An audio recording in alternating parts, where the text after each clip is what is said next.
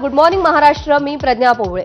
बुलेटिनची सुरुवात करूया पुण्यातल्या या घडीच्या सगळ्यात मोठ्या बातमीनं. पुणे महापालिकेसाठी भाजपकडून 100 उमेदवार निश्चित झालेले आहेत. 70 ते 80 जणांना एबी फॉर्म दिल्याची देखील माहिती मिळतेय.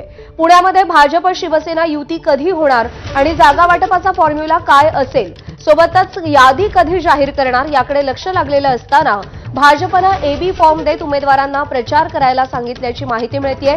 तर गेल्या काही दिवसांपासून भाजप शिवसेनेच्या जागा वाटपावर बैठका झाल्या, मात्र जागा वाटपाचा तिढा काही सुटला नाही. पुणे महानगरपालिकेसाठी भाजपनं 100 उमेदवार निश्चित केलेले आहेत. एबी फॉर्मचं वाटप केलेलं आहे 70 ते 80 जणांना.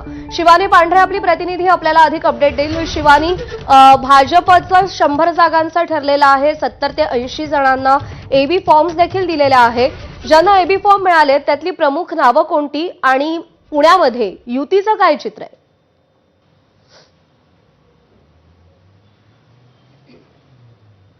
भाजप आणि शिवसेना पुण्यात युती होणार नाही होणार, त्यांना किती जागा देणार, 15 जागा शिवसेनेला देण्याची भाजपची तयारी आहे. हा सगळा घोळ सुरू असताना, या सगळ्या महायुतीचं घोडं कुठेतरी अडलं असताना भाजपनं मात्र सरळ मार्ग निवडला आहे आणि 100 जणांची जी यादी तयार केली होती त्यातल्या 70 ते 80 जणांना भाजपने थेट काल रात्री एबी फॉर्म दिल्याची माहिती आहे. आणि हे एबी फॉर्म पक्के उमेदवार जे होते, जे स्टँडिंग उमेदवार होते, त्यांना दिल्याची माहिती आहे. तुम्ही जसं विचारलं की कोणकोणत्या उमेदवारांना सध्या एबी फॉर्म दिलेले आहेत, त्यात महत्त्वाचं नाव म्हणजे गणेश बिडकरांचं नाव आहे. आज ते त्यांचा उमेदवारी अर्ज दाखल करणार आहे आणि बाकी पुण्यातले जे महत्त्वाचे जे पक्क्या जागा आहेत त्या सगळ्यांना एबी फॉर्म काल भाजपने दिलेले आहेत. आपण जर बघितलं तर मागच्या काही दिवसांपासून भाजप आणि शिवसेना यांची युती होणार आहे का, ते कशा पद्धतीने लढणार आहे, त्यांना जागा किती दिल्या जाणार आहे, या सगळ्या चर्चा सुरू असताना भाजपनं आपला मार्ग मोकळा केला आहे.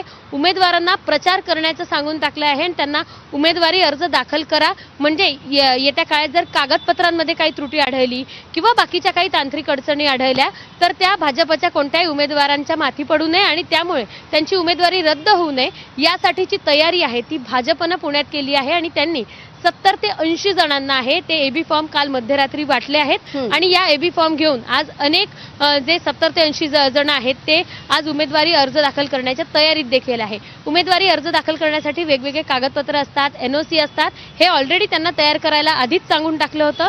आणि जेव्हा मुलाखती झाल्या तेव्हा काही जागा निश्चित केल्या होत्या, त्यांना तेव्हाच सांगितलं होतं भाजपने की तुम्हाला आम्ही उमेदवारी देणार आहोत किंवा अर्ज देणार आहोत आणि तेव्हा तुम्ही सगळ्या कागदपत्राची तयारी करून ठेवा, असं सगळं सांगितल्यानंतर काल अखेर भाजपनं आपले 100 जे उमेदवार होते, 100 जे हिरे निवडले होते, त्यांच्यातल्या 70 जणांना एबी फॉर्म देऊन त्यांचा प्रचाराचा मार्ग मोकळा केलाय.